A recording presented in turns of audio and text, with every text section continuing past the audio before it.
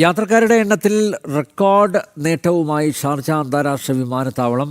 കഴിഞ്ഞ വർഷം ഷാർജ വഴി യാത്ര ചെയ്തത് 1,94,00,000 ആളുകളാണ്. 2024 13.9% വർധനവാണ് 2025 രേഖപ്പെടുത്തിയത്. വിനോദസഞ്ചാരം, വ്യാപാരം തുടങ്ങിയ മേഖലകളിൽ എമിറേറ്റ് വളർച്ച നേടുന്ന സാഹചര്യത്തിലാണ് ഷാർജ രാജ്യാന്തര വിമാനത്താവളത്തിലൂടെയുള്ള യാത്രക്കാരുടെ എണ്ണവും കൂടിയത്.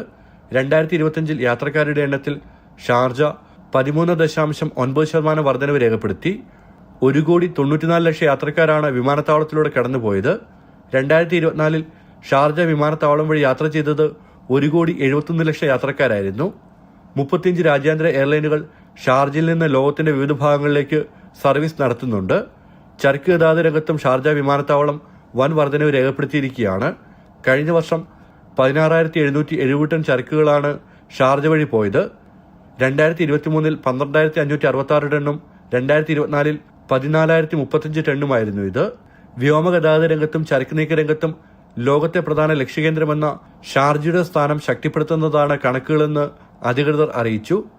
ലോകത്തെ പ്രധാന നഗരങ്ങളിലേക്ക് നേരിട്ടുള്ള സർവീസ് വ്യാപിപ്പിക്കുന്ന നടപടികൾ എയർപോർട്ട് അതോറിറ്റി തുടരുകയാണ്.